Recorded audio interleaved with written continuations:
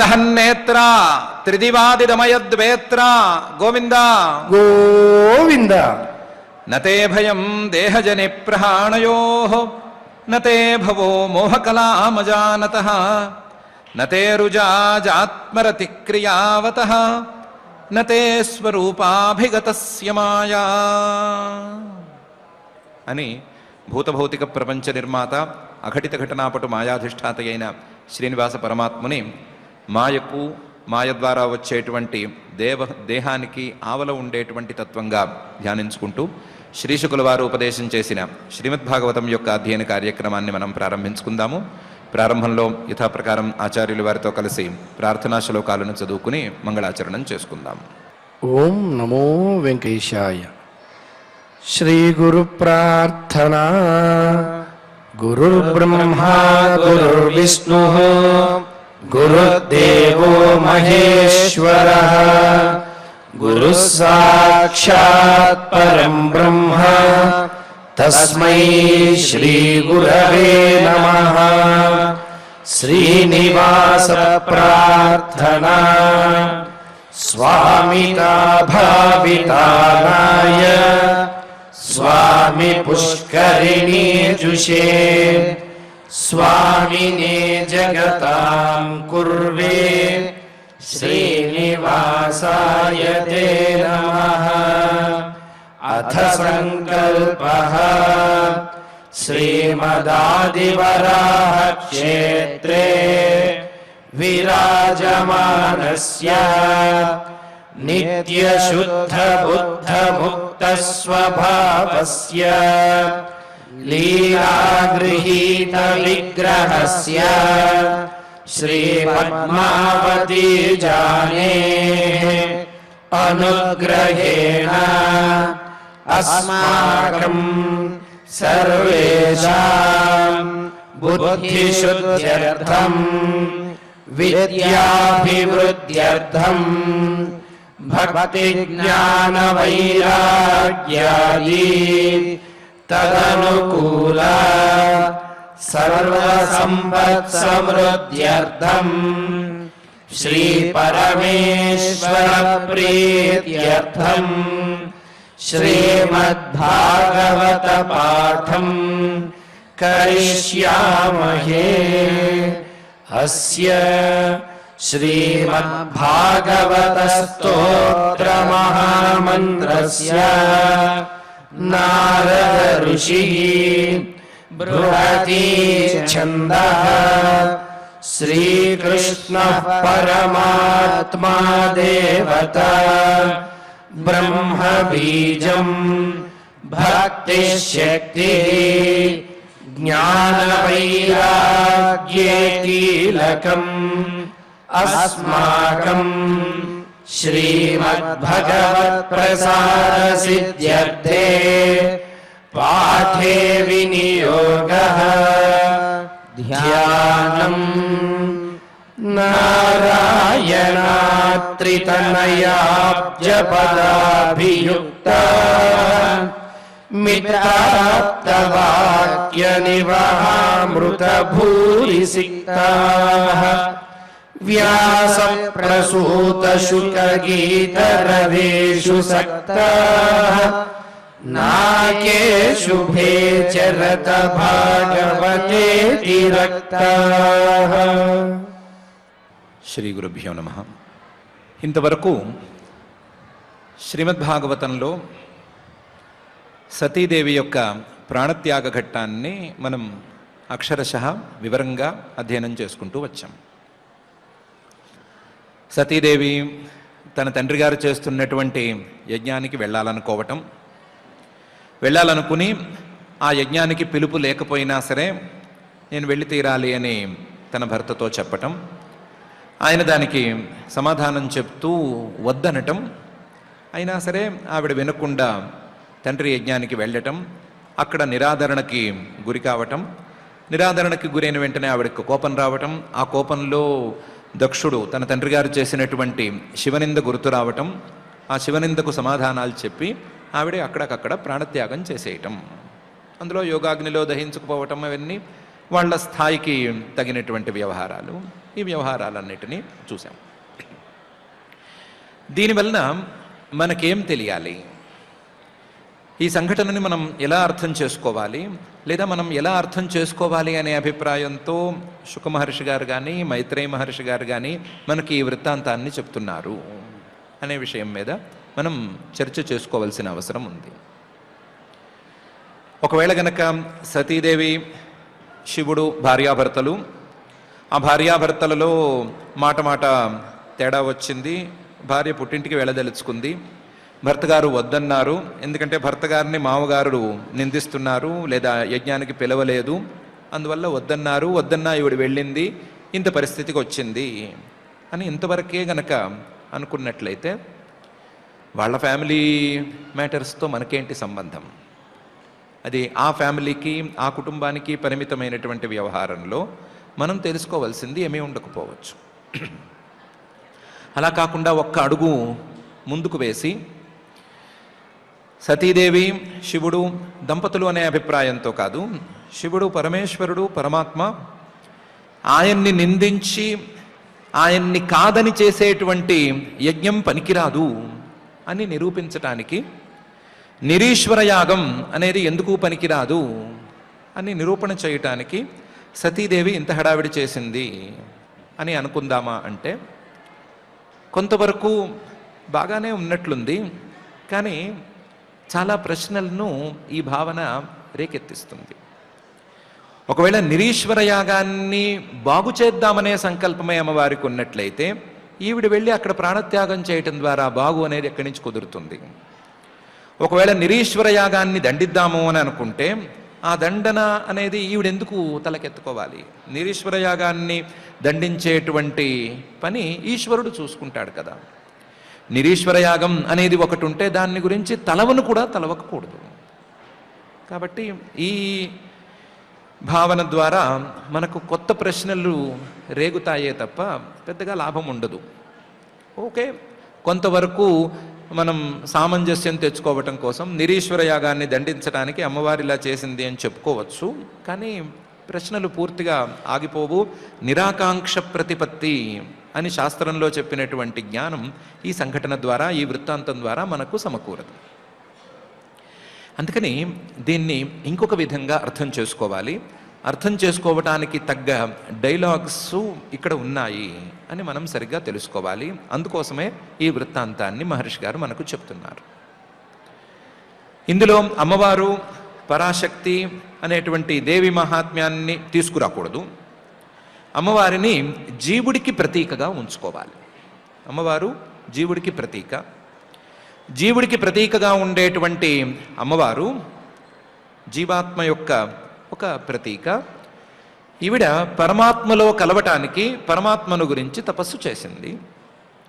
ఆ చేసిన తపస్సుకి పరమాత్మ అనుగ్రహాన్ని ప్రదర్శించాడు. ప్రదర్శించి తనలో సగభాగంగా ఆవిడ్ని ఉంచుకున్నాడు. తనలో సగభాగంగా ఉంచుకోవటం అంటే తనలో కలుపుకోవటం. పరమాత్మ ఈ జీవుణ్ణి తనలో కలుపుకోవటానికి సంసిద్ధతను వ్యక్తం చేశాడు, కలిపేసుకున్నాడు కూడా. పరమాత్మ ఈ జీవుణ్ణి కలుపుకున్నా సరే ఈ జీవాత్మ తనకుండేటువంటి వాసన వలన, కర్మవాసన లేదా ఇంకొక వాసన వలన తనకున్న దేహాభిమానాన్ని పూర్తిగా వదులుచుకోలేకపోయాడు.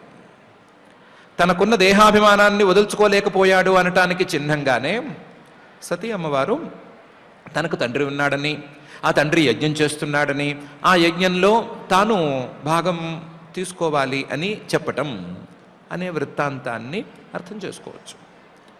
ఇంకా చిన్న దేహాభిమానం ఉంది. దేహాభిమానం ఉన్నట్లయితే ఆ దేహాభిమానానికి ప్రతిగా వచ్చే, తప్పనిసరిగా వచ్చేటువంటి నాది, నావారు అనేటువంటి అభిమానం కూడా తప్పనిసరిగా ఉంది. సో నేను, నాది అనేటువంటి దేహాభిమానం లేదా అహం మమాభిమానం అనేది ఉన్నంత వరకు పరమాత్మ తనను కలుపుకోవటానికి సిద్ధంగా ఉన్నా సరే, కలుపుకున్నా సరే, జీవుడు ఆ పరమాత్మ యొక్క ఐక్యాన్ని వదిలి, ఎలాగైతే సతీ అమ్మవారు అర్ధనారీశ్వర తత్వంలో తన అర్ధభాగాన్ని వదిలి, పరమేశ్వరుణ్ణి వదిలి తనవారు అనుకున్నటువంటి పుట్టింటికి వెళ్ళిందో, అలాగే ఈ పరమాత్మ భావాన్ని వదిలిపెట్టి నాది, నావారు లేదా నేను, దేహము ఇలాంటి భావనలకు జీవుడు తలొగ్గుతాడు. అలా తగలొగ్గినప్పుడు పరమాత్మ నుంచి తనంతట తానే దూరం అయిపోతాడు. దానికి చిహ్నంగా పరమేశ్వరుడు వెళ్ళొద్దు అని చెప్పటంలో చెప్పిన మొదటి మాటలో దేహాత్మాభిమానం ఉన్నవారు అయితే గనక వాళ్ళ దగ్గరకు వెళ్ళొద్దు అని చెప్పాడు. సూచనగా దేహాత్మాభిమానం వైపుకు వెళ్ళవద్దు అని చెప్పాడు. దేహాత్మాభిమానం, ఆ దేహాత్మాభిమానం ద్వారా వచ్చేటువంటి పరిణామాలు ఇవన్నీ ఇలాగే ఉంటాయి. నావారు అనుకుని వెళ్ళిన కొద్దీ పరమాత్మకు దూరం అవ్వటమే తప్ప పరమాత్మకు దగ్గర అవ్వటం అనేది జరగదు అనటానికి చిహ్నంగా ఈ వృత్తాంతాన్ని తీసుకోవాలి. ఎప్పుడైతే ఈ దేహాభిమానం అనేది తనకు పరమాత్మను దూరం చేస్తోంది అని జీవుడు గుర్తించాడో అప్పుడు వెంటనే ఆ దేహాభిమానాన్ని విడిచిపెట్టేందుకు ప్రయత్నం చేసుకోవాలి. ఈ దేహం అనేది ఒక మహానుభావుడి ద్వారా సంక్రమించింది అని లేదా ఒక దుష్టుడి ద్వారా సంక్రమించింది అనే తేడా లేకుండా ఈ దేహాభిమానాన్ని వదుల్చుకోవాలి. దేహాభిమానాన్ని వదుల్చుకుని పరమాత్మను అందుకునే ప్రయత్నాన్ని మళ్ళీ పునరుజ్జీవింప చేసుకోవాలి అని జీవుడు తలుచుకోవాలి. ఆ తలుచుకోవటానికి చిహ్నంగానే సతీ అమ్మవారు తన పూర్వదేహాన్ని విడిచిపెట్టడం, అందులోనూ తన దేహంలో ఉండేటువంటి ప్రతి అవయవాన్ని యోగాగ్నితో మండించి భస్మం చేసేయటం అనేటువంటి వృత్తాంతాన్ని మహర్షి గారు చెప్పినట్లుగానే మనం అర్థం చేసుకోవాలి. దేహాన్ని మండించటం కాదు, దేహ అభిమానాన్ని మండించేసేయటం, దేహాభిమానం లేకుండా చేయటం, దేహాభిమానం లేకుండా చేసుకుని ఈ జన్మను ఇలా వ్యర్థమైన దాన్ని వదిలించుకొని కొత్త జన్మని కొత్తగా ఫ్రెష్గా ప్రారంభించి ఆ ఫ్రెష్గా ప్రారంభించినటువంటి జన్మలో ఈ దేహాభిమానము లేదా అహం అహం మమాభిమానము ఇవేవీ లేకుండా కేవలం పరమాత్మను అందుకోవటానికే ప్రయత్నం చేసుకుని తన వైపు నుంచి ప్రయత్నాన్ని చేసుకుని ఆ ప్రయత్నాన్ని సఫలం చేసుకుని ఆ పరమేశ్వరుడిలో కలిసి అర్ధనారీశ్వర తత్వంగా పరమాత్మలో కలిసినటువంటి జీవాత్మతత్వంగా నిలవటం అనటానికి చిహ్నంగా, సూచకంగా, ఉపోద్ఘాతంగా ఈ అధ్యాయాన్ని, ఈ వృత్తాంతాన్ని మనం అర్థం చేసుకోవాలి. ఇలా అర్థం చేసుకున్నప్పుడు దేహాభిమానం, దేహాభిమానాన్ని విడిచిపెట్టడం అనే తీరులో చూసుకున్నప్పుడు సతీదేవి ప్రాణత్యాగం అనేది అమంగళం కూడా కాదు. దేహాభిమానాన్ని విడిచిపెట్టినటువంటి జీవుడికి ప్రతీకగా ఆవిడ చూపించినది పరమ మంగళమైనటువంటి వృత్తాంతం అని కూడా అవుతుంది. అలాంటి పరమ మంగళమైన వృత్తాంతం కాబట్టే మహర్షి గారు చాలా శ్రద్ధగా వివరంగా చెప్పుకుంటూ వచ్చారు. చెప్పుకుంటూ వచ్చి జీవుడు తన దేహాభిమానాన్ని విడిచిపెట్టాడు అనటంతో అధ్యాయాన్ని ఆపారు. కాకపోతే కథ నడుస్తూనే ఉంది. వృత్తాంతం ప్రారంభించినప్పుడు వృత్తాంతం లెక్క ప్రధానోద్దేశ్యం ఇక్కడికి పూర్తయిపోయింది. కానీ కథ నడుస్తూనే ఉంది. కథలో ఉండేటువంటి మిగతా విషయాల యొక్క ప్రాధాన్యం అలాగే ఉంది. ఆ మిగతా విషయాల యొక్క ప్రాధాన్యాన్ని నిరూపణ చేసుకోవాలి. మిగతా విషయాల్లో ఒక ప్రధానమైన విషయం, శివద్వేషంతో కూడినటువంటి కర్మ ఫలప్రదం కాదు. శివద్వేషంతో, పరమేశ్వరుడి ద్వేషంతో, మహర్షి గారి మాటల్లో చెప్పుకోవాలంటే పురుషద్విట్, పురుషుడి మీద, పరమపురుషుడి మీద ఉండే ద్వేషంతో చేసేటువంటి కర్మలు ఫలితాన్ని ఇవ్వవు. ఆ కర్మలు సగంలో ఆగిపోయినట్లే లేదా సగంలో ఆగిపోతాయి అనేటువంటి అంశాన్ని చెప్పాలి. అలాగే నిరీశ్వర యాగం లాంటి క్రూర కర్మలకి దండన అనేది ఈశ్వరుడు తప్పనిసరిగా ఇస్తాడు అనే విషయాన్ని కూడా చెప్పాలి. కాబట్టి మహర్షి గారు మాత్రం ఇంతటితో ఆపకుండా సతీదేవి ప్రాణత్యాగంతో వ్యవహారాన్ని పూర్తి చేయకుండా పైన జరిగినటువంటి కథను కూడా కొంత దూరం నడిపిస్తూ పోతున్నారు. పైన ఏం జరిగింది అనే విషయాన్ని 5వ అధ్యాయంలో చెప్తున్నారు. జీవాత్మ పరమాత్మల యొక్క ఐక్యం అనే ప్రధానమైన అంశం అలాగే ఉండగానే ఆ పరమాత్మను ద్వేషించటం అనేది, పరమాత్మను ద్వేషిస్తూ పరమేశ్వర ద్వేషంతో యజ్ఞాలను చేస్తూ ఉండటం అనేది పూర్తి బాధాకరం అనే విషయాన్ని నిరూపించడానికి 5వ అధ్యాయాన్ని మహర్షి గారు ప్రారంభిస్తున్నారు. ప్రారంభిస్తూ మైత్రేయ ఉవాచ ఇలా అంటున్నారు. భవో భవాన్యా నిధనం ప్రజాపతే అసత్కృతాయా అవగమ్య నారదాత్ స్వపార్షద సైన్యంచ తదధ్వరర్భృభిః విద్రావితం క్రోధమపారమాదధే అని. భవః పరమేశ్వరుడు భవాన్యాహ నిధనం, భవాని పరమేశ్వర పత్ని అయినటువంటి ఆ సతీదేవి ఆవిడ యొక్క నిధనం, ఆవిడ యొక్క ప్రాణత్యాగాన్ని ప్రజాపతే దక్షుడి ద్వారా జరిగిన వైనాన్ని విన్నాడు. భవో భవాన్యాహ నిధనం ప్రజాపతే శుశ్రావ. అందులోనూ ప్రజాపతే రసత్కృతాయా, ఆయన నిరాదరణ చేసేసరికి ఈవిడ ప్రాణత్యాగం చేసింది అనే విషయాన్ని ఆయన అవగమ్య విని అర్థం చేసుకున్నాడు. ఎవరు చెప్పారు, ఎవరు చెప్తే ఈయన విన్నాడు అంటే నారద మహర్షి గారు వెళ్ళి చెప్పారు. నారద మహర్షి గారు చెప్పగా ఈయన విన్నాడు, విని అర్థం చేసుకున్నాడు. కూలంకషంగా ఏమేం జరిగింది అనే విషయాన్ని ఆకళింపు చేసుకున్నాడు. చేసుకున్న తర్వాత మరి కూడా వెళ్ళిన పార్షదులు ఏం చేస్తున్నారు అని అడిగాడు. అడిగితే స్వపార్షద సైన్యంచ తదధ్వరే రుభుభిః విద్రావితం, తన సైన్యం మొత్తం బలం లేక రుభులు అనేటువంటి దేవతలు బలంగా మీద పడేసరికి పరిగెత్తుకుపోయారు, పరిగెత్తుకొచ్చేశారు అనే విషయం కూడా విన్నాడు.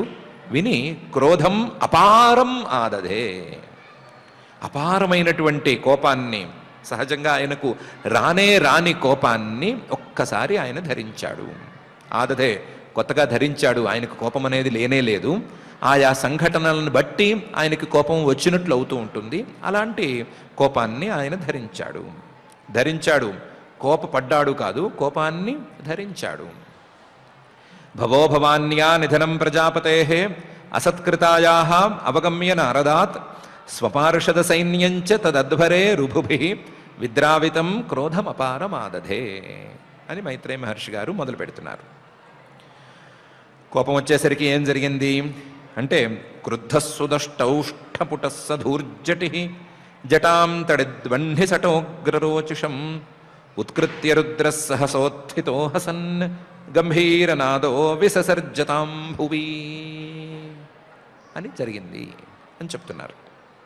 క్రుద్ధః, ఆయన కోపం వచ్చింది కదా, కోపం వచ్చేసరికి సుదష్టౌష్ఠపుటః, మునిపంటితో ఒక్కసారి పెదవిని గట్టిగా పట్టాడు. సుదష్ట ఔష్ఠపుటః ధూర్జటి, ధూర్జటి అని పేరు కలిగినటువంటి ఆ పరమేశ్వరుడు తన జడలలో ఉండేటువంటి జటాం, ఒక జటను పట్టుకుని పీకాడు. జటాం అది ఎలా ఉంది ఆ జట, తడిద్వహ్ని సటోగ్ర రోచషం, కొన్ని మెరుపులు కలిస్తే ఎలా ఉంటాయో, ఒక్క మెరుపే చాలా వెలుతురుతో ఉంటుంది కదా, అలా కాకుండా కొన్ని వేల మెరుపులు కలిస్తే ఎలా ఉంటాయో అలా ఉంది. కేవలం వేల మెరుపులు కలిస్తే సరిపోదు, వన్య సటోగ్ర రోచషం, ఎన్నెన్నో వెలుగులు, ఎన్నెన్నో మంటలన్నీ కలిస్తే కలగాపులగంగా ఒకటైపోతే వాటి వెలుగు ఏ తీరులో ఉంటుందో, ఈ మెరుపులు, ఈ నిప్పులు లేదా మంటలు ఇవన్నీ కలిస్తే ఎంత వెలుగు వస్తుందో అంత వెలుగు ఈయన యొక్క ఒక్క వెంట్రుకకి ఆ క్షణాన కనిపించింది. జటాం తడిద్వహ్ని సటోగ్ర రోచషం, ఈ జటను ఉత్కృత్య పీకేశాడు. పీకి రుద్ర, ఒక్కసారి రౌద్రంగా మారిపోయాడు. సహసాం ఉత్థిత, ఒక్కసారి ఉన్నవాడు ఉన్నట్టు లేచాడు, కోపంతో లేచాడు. లేచినవాడు మళ్ళీ హసన్, ఒకసారి ప్రళయకాలంలో ఆయన నవ్వు నవ్వాడు. హసన్ గంభీరనాద, ఆ నవ్వులో ఎవరికి అనుగ్రహం చేస్తున్న భావం ఏమీ లేదు. నవ్వు చాలా గంభీరంగా ఉంది, నవ్వు చాలా భయంకరంగా ఉంది. భయంకరమైన శబ్దంతో నవ్వుతూ ఆయన ఆ జడ ఓ వెంట్రుకని పీకాడు కదా, పీకిన దాన్ని విససర్జ తాం భువి, భూమి కేసి గట్టిగా కొట్టాడు, భూమి మీద పారేశాడు. క్రుద్ధ సుదష్టౌష్ఠపుటః సధూర్జటి జటాం తడిద్వహ్ని సటోగ్ర రోచషం ఉత్కృత్య రుద్ర సహసోత్థితో హసన్ గంభీరనాదో విససర్జ తాం భువి అని మహర్షి గారు పైన జరిగింది చెప్తున్నారు. ఎప్పుడైతే ఆయన కోపంగా తన జడల్లో ఒక జడ తీసి కింద పడేశాడో ఆ జడ నుంచి, కింద పడినటువంటి జడ నుంచి తతోతికాయస్తనువా స్పృశందివం సహస్రబాహుర్ఘనరుక్ త్రిసూర్యదృక్ కరాళదంష్ట్రోజ్వలదగ్నిమూర్ధజ కపాలమాలీ వివిధోద్యతాయుధ అనే తీరులో వీరభద్రుడు అనే పేరుతో ఒక మహావీరుడు జన్మించాడు. ఆ వీరభద్రుడు ఎలా ఉన్నాడు అంటే తతః ఆ పరమేశ్వరుడి యొక్క ఒక వెంట్రుక నుంచి పుట్టుకొచ్చాడు. అతికాయ, ఎవ్వరూ కొలవలేరు అంత ఎత్తునున్నాడు. ఎంత ఎత్తునున్నాడు అంటే తనువా స్పృశన్ దివం, తన శరీరంతో మొత్తం ఆకాశం మొత్తాన్ని కప్పేసినట్టున్నాడు. ఆకాశం పైన ఉండే ఎక్కడో ఉండేటువంటి దేవతల లోకాన్ని కూడా ఆయన స్పృశిస్తున్నట్టున్నాడు తన శరీరంతో. అంత పెద్ద శరీరం అయింది. తనువా స్పృశన్ దివం.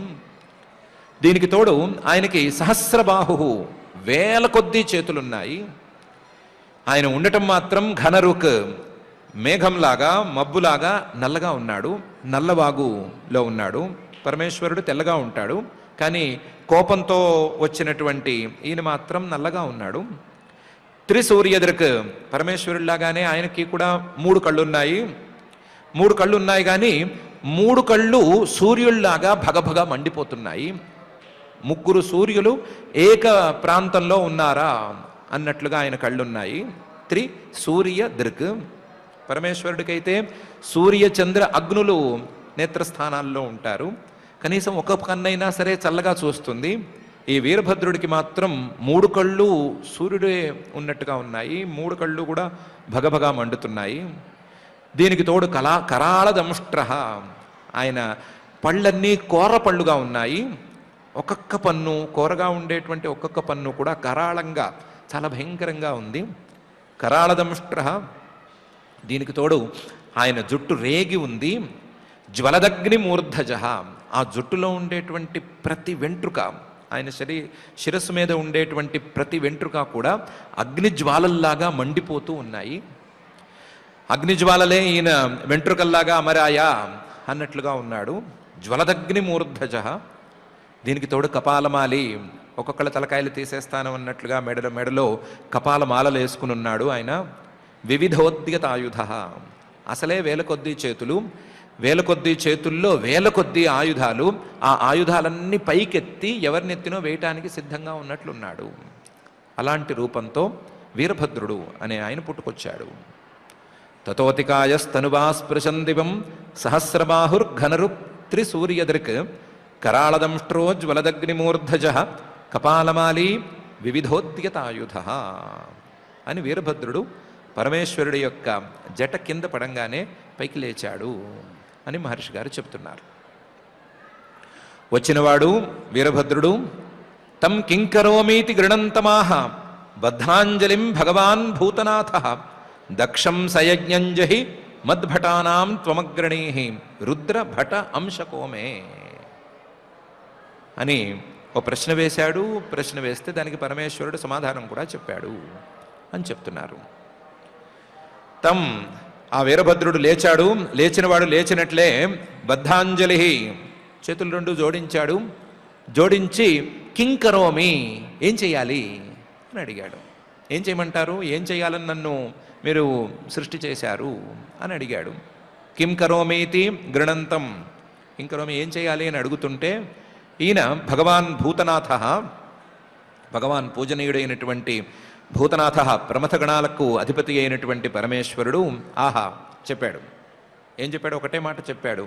దక్షం సయజ్ఞం జహి, దక్షుణ్ణి ఆయన యజ్ఞాన్ని 2 నాశనం చేసేయి. దక్షం సయజ్ఞం జహి అని చెప్పాడు. దాంతోపాటు ఇంకో మాట కూడా అన్నాడు. మద్భటానాం త్వమగ్రణీ, నా భటులలో, నేను చెప్తే పనిచేసే వాళ్లలో లేదా ప్రమథ గణాలలో నువ్వు అగ్రణీహి, ముందు నడిచేటువంటి వాడివి, అందరినీ నడిపించేటువంటి వాడివి. వాస్తవానికి నువ్వు అగ్రణీహి కాదు, రుద్ర, నీవే రుద్రుడివి, నువ్వే అందరినీ ఏడిపించేటువంటి వాడివి. రోదయతీతి రుద్ర, అందరినీ ఏడిపించేవాడివి. భట, నాకు భటుడివి, కేవలం రుద్ర భట కాదు, అంశక మే, నా అంశవి నువ్వు. నా శిరస్సు మీద ఉండేటువంటి ఒక వెంట్రుకకి నీవు ప్రతిరూపమైతే నా అంశవే నువ్వు నా అంశవి నువ్వు, నా మాట వినవలసిన వాడివి, నా భటుల్లో ముందు నడవవలసిన వాడివి, అందరినీ నడిపించవలసిన వాడివి. నువ్వు నేను చెప్పినట్టుగా వెళ్ళి ఆ దక్షుణ్ణి ఆయన యజ్ఞాన్ని రెండింటిని నాశనం చేసి పారేసిరా అని చెప్పేశాడు. తం కింకరోమీతి గృణంతమాహ బద్ధాంజలిం భగవాన్ భూతనాథ దక్షం సయజ్ఞంజహి మద్భటానాం త్వమగ్రణీ రుద్రభట అంశకోమే అని ఈ శ్లోకంలో చెప్పేటప్పుడు పరమేశ్వరుడు కోపంగా చెప్పాడు. ఆ కోపంగా చెప్పినటువంటి మాటని ఆజ్ఞగా వీరభద్రుడు తీసుకున్నాడు. తీసుకోవటం మాత్రమే కాదు, ఆయన ఆజ్ఞతో బలం పుంజుకున్నట్టుగా భావించాడు అని పై శ్లోకంలో మహర్షి గారు చెప్తున్నారు. ఆజ్ఞప్త ఏవం కుపితేన మన్యునా సదేవదేవం పరిచక్రమే విభుం మేనే తదాత్మానమసంగరం హసా మహీయసాంతాత సహిష్ణుం అని. ఆజ్ఞప్త శివాజ్ఞను తీసుకున్నాడు వీరభద్రుడు. ఆ శివుడేమో ఏవం కుపితేన మన్యున, ఆయన కోపంగా ఉన్నాడు. కోపంగా ఉండేటువంటి మన్యున, మన్యువు అనే పేరు కలిగినటువంటి ఆ పరమేశ్వరుడు ఆజ్ఞవేయగా ఈయన ఆజ్ఞను గ్రహించాడు. కుపితేన మన్యున, ఆయన కోపానికి కోపం వస్తే ఎలా ఉంటుందో అలా ఉన్నాడు. మన్యు అన్న కోపం, ఆ మన్యువుకే కుపితేన కోపం వచ్చేస్తే, కోపానికి కోపం వస్తే ఎలా ఉంటుందో అలా ఉన్నాడు పరమేశ్వరుడు. ఆ కోపంలో, కోపానికే కోపంలా ఉండేటువంటి కోపంతో ఆయన ఆజ్ఞ వేశాడు. ఆ ఆజ్ఞ వేయంగానే ఈ వీరభద్రుడు నేను చేస్తాను అని సమాధానం చెప్పలేదు. వెంటనే దండం పెట్టి సహా దేవదేవం పరిచక్రమే విభుం, ఒకసారి ఆ పరమేశ్వరుడికి తిరిగి ప్రదక్షిణం చేసి దండం పెట్టుకున్నాడు. దేవదేవం పరిచక్రమే విభుం, నీ ఆజ్ఞ పాటిస్తానని అనలేదు, నువ్వు నాకు బలాన్ని ఇవ్వు, నీకు ప్రదక్షిణం చేస్తున్నాను, పై సంగతి నేను చూసుకుంటాను అన్నాడు. స దేవదేవం పరిచక్రమే విభుం. ఈ ఆజ్ఞ, ఈ శివ ప్రదక్షిణ, ఈ రెండు కలిసి వచ్చేసరికి మేనే అనుకున్నట్ట తదాత్మానం అసంగరం హస, నేను ఇంకోళ్లతో సమానమైనటువంటి బలం కలిగిన వాడిని కాను. నాకున్న బలానికి ముందు ఏ బలము సరిపోదు. నా బలం అందరికంటే పెద్ద బలం అని అసంగ రంహస ఆత్మానం మేనే, నాకున్న బలం మరొకడికి లేదు అని గట్టిగా అనుకున్నాడు, అనిపించింది. నువ్వు ఒక్కడివే బలవంతుడివా, మిగతా వాళ్ళు లేరా అంటే ఎంతటి వాడు వచ్చినా సరే నేను కాచేసుకుంటాను అని కూడా అనుకున్నాడు. మహీయసాం తాత మహస్సహిష్ణుం, మహీయసాం ఎంత బలం కలిగిన వాళ్ళైనా రాని, వాళ్ళు సహా ఎంత బలాన్నైనా చూపించని దాన్ని సహిష్ణుం నేను కాచుకోగలను, ఎంతటి వాడు నా ముందుకొచ్చే బలం చూపించినా సరే ఆ బలాన్ని కాచుకోగలను, నా బలాన్ని వాడి మీద చూపించగలను అని అనుకున్నాడు. నా బలం ముందు ఎవరూ ఆగలేరు. ఎందుకు ఆగలేరు అంటే నాకు శివాజ్ఞ అనేది బలంగా అమరింది. ఈ శివాజ్ఞ అనేది అమరిన తర్వాత ఎవరి బలము సరిపోదు. ఇంతకుముందు భృగుగారు హోమం చేస్తే రుభువులు వచ్చారు. ఆ రుభువుల తాకిడికి వెళ్ళిన ప్రమథగణాలన్నీ వెనక్కొచ్చేసినాయి. వాళ్ళు కొడుతుంటే దిక్కులు పట్టి పారిపోయారు. చివరికి అందరూ కైలాసం చేరారు. వాళ్ళలో పెద్ద పెద్ద వాళ్ళందరూ ఉన్నారు, మణిమాన్ వీళ్ళందరూ కూడా ఉన్నారు, మదహ వీళ్ళందరూ ఉన్నారు. కానీ వాళ్ళెవరికి బలం లేదు, ఆజ్ఞాబలం లేదు. నాకు ఆజ్ఞాబలం ఉంది. ఈ ఆజ్ఞాబలంతో నేను ఎవరిని లెక్క చేయక్కర్లేదు, ఎవరూ నా ముందు సరిపోరు అని వీరభద్రుడు అనుకున్నాడు. ఆజ్ఞప్త ఏవం కుపితేన మన్యునా సదేవదేవం పరిచక్రమే విభుం మేనే తదాత్మానమసంగరం హసా మహీయసాం తాత సహిష్ణుం అని ఈ శ్లోకంలో మహర్షి గారు అంటున్నారు. ఆ మాట వినంగానే, ఆజ్ఞ వినంగానే ప్రదక్షిణ చేసినవాడు ఆలస్యమేం చేయలేదు, వెంటనే బయలుదేరాడు అని పై శ్లోకంలో చెప్తున్నారు. అన్వీయమానస్వతు రుద్రపార్షదై భృశన్నదద్భిర్వినదత్ సుభైరవం ఉద్యమ్య శూలం జగదంతకాంతకం సప్రాద్రవద్ఘోషణభూషణాంఘ్రీ అని. సహా ప్రాద్రవత్, ఆ వీరభద్రుడు ఆలస్యం చేయకుండా బయలుదేరాడు. బయలుదేరటం ఎలా బయలుదేరాడు? వేగంగా పరిగెత్తుకుంటూ బయలుదేరాడు. ఆయన పరిగెత్తుతుంటే అన్వీయమాన సతురుద్ర పార్షదై, మిగతా రుద్ర పార్షదులు ఉన్నారు కదా, మిగతా ప్రమథగణాలు వాళ్ళు ఉన్నారు కదా, వాళ్ళందరూ కూడా ఆయన వెంట పొలోమని బయలుదేరారు. ఇందాక దెబ్బలు తిన్నవాళ్ళు ఉన్నారు, తినని వాళ్ళు ఉన్నారు, అందరూ ఉన్నారు. అందరూ కలిసి పొలోమంటూ వీరభద్రుడి వెంట బయలుదేరారు. అన్వీయమాన సతు రుద్ర పార్షదై. పొలోమంటూ పొలోమంటూ 2 సార్లు అన్నారు కదా. ఏం పొలోమంటూ అంటే భృషన్నదద్భి. ఓ ఇంత శబ్దం చేసుకుంటూ ఓ అని హరహర మహాదేవ అనుకుంటూ ఓ పరిగెత్తారు ఆయన వెంట. దీనికి తోడు వీళ్ళు వెనకాల శబ్దాలు చేస్తూ ఉంటే ఆయనకి వీరభద్రుడికి కూడా ఉత్సాహం వచ్చింది. ఉత్సాహం వచ్చేసి వినదత్ సుభైరవం, వినదత్ సుభైరవం, ఒక్కసారి ఒక్క పట్టున అరిచాడు. ఆ అరుపు భయంకరంగా దిక్కులు పిక్కటిల్లేలాగా అన్ని దిక్కులకు చేరింది. వినదత్ సుభైరవం. వెళ్ళేటప్పుడు అరవటం మాత్రమే కాదు, ఉద్యమ్య శూలం జగదంత కాంతకం. వెళ్ళేటప్పుడు ఒక త్రిశూలం, అసాధారణంగా ఒక ఆయుధం, దాన్ని కూడా పట్టుకున్నాడు. ఉద్యమ్య శూలం, దాన్ని పైకెత్తాడు. మిగతా ఆయుధాలు ఉండనే ఉన్నాయి, వాటితో పాటు త్రిశూలాన్ని మాత్రం పైకెత్తాడు. ఆ త్రిశూలం ఎలా ఉందంటే జగదంతక అంతకం. ఈ జగత్తు మొత్తాన్ని అంతం చేసేటువంటి మృత్యువును కూడా నామరూపాలు లేకుండా చేసేస్తుందేమో అన్నట్లుంది. మృత్యువును కూడా సంహరించగలిగినటువంటి తేజస్సుతో ఆ శూలం ఉంది. జగదంతకాంతకం. ఇలాంటి శూలాన్ని ఉద్యమ్య పైకెత్తి పట్టుకుని అయిపోయింది పని, వీళ్ళ పని అయిపోయింది అన్నట్లుగా సహా ప్రాద్రవత్ ఆయన బయలుదేరాడు. వేగంగా దక్షయజ్ఞం వైపు బయలుదేరాడు.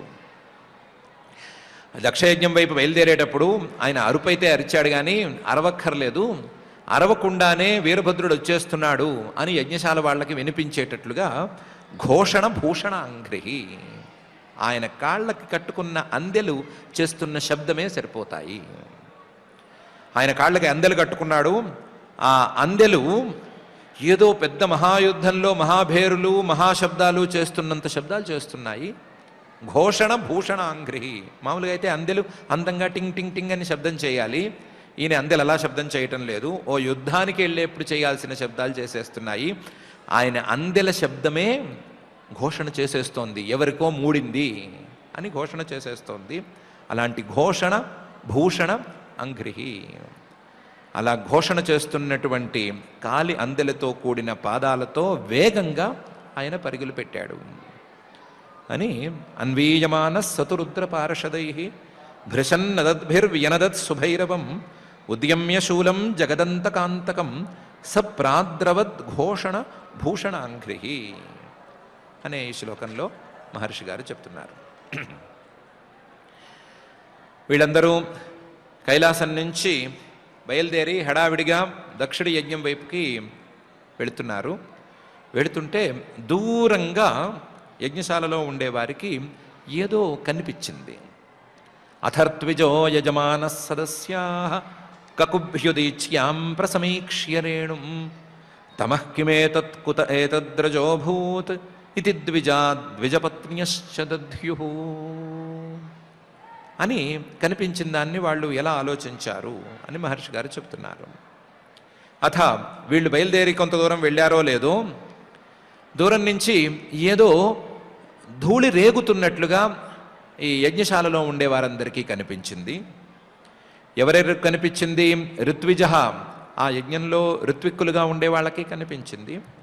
యజమాన, ఆ యజ్ఞంలో యజమానుడైనటువంటి దక్ష ప్రజాపతి గారికి కనిపించింది. సదస్యాహ, ఆ సదస్సులో యజ్ఞ సభలో ఉండి ఆ యజ్ఞాన్ని జాగ్రత్తగా చూస్తున్నటువంటి సదస్సులకు కూడా కనిపించింది. అలాగే ద్విజాహ, యజ్ఞాన్ని చూడడానికి వచ్చిన బ్రాహ్మలకి కనిపించింది. ద్విజపత్నియశ్చ, వీళ్ళందరి భార్యలు ఉన్నారు కదా, వీళ్ళందరికీ కూడా కనిపించింది. ఏం కనిపించింది? కకుభి ఉదీచ్యాం ప్రసమీక్ష్య రేణుం, ఉత్తర దిక్కు వైపు చాలా పెద్ద ధూళి పైకి రేగింది అని కనిపించింది. కనిపించిన వెంటనే ఎవరికి వాళ్ళు కళ్ళు రిక్కించి జాగ్రత్తగా చూశారు. కళ్ళు రిక్కించడం అంటారో అనరో, కళ్ళు జాగ్రత్తగా పెట్టి చూశారు. ప్రసమీక్ష్య, చాలా జాగ్రత్తగా చూశారు. రేణుం, ఏదో పైకి లేచింది, ఏమి ధూళిది అని చూశారు.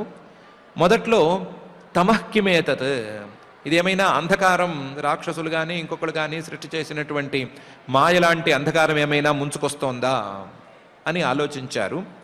అది దగ్గర పడుతున్న కొద్దీ, ఇంకొంచెం దగ్గర పడుతున్న కొద్దీ ఇది అంధకారం, చీకటేమీ కాదు, రజహ, ధూళే అని తేల్చారు. కానీ కుత ఏతద్రజోభూత్ అని తేల్చుకోలేకపోయారు. ఈ ధూళి ఉన్నట్టుండి ఎందుకు ఇలా రేగుతోంది, ఇంత ఎత్తున చూడ్డానికి కొంచెం భయం కలిగేటట్లుగా ఎందుకు ఈ ధూళి ఉంది అని ఆలోచించారు. కానీ ఇతి ద్విజాహ ద్విజపత్నియశ్చ దధ్యు ఆలోచించారు, కానీ సమాధానం మాత్రం దొరకలేదు.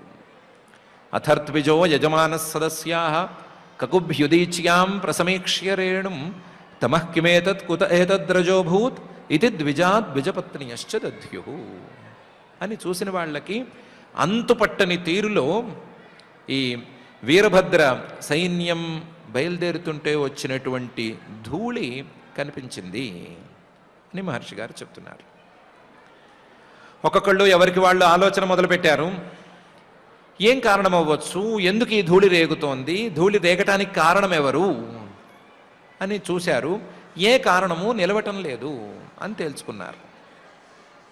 వాతానవాంతిన హి సంతి దస్యవః ప్రాచీన బర్హిర్జీవతి హోగ్రదండ గావోన కాల్యంత ఇదం కుతోరజో లోకోధునా కిం ప్రళయాయ కల్పతే అని ఇంకా సందేహాన్ని పెంచుకున్నారు అని మహర్షి గారు చెప్తున్నారు.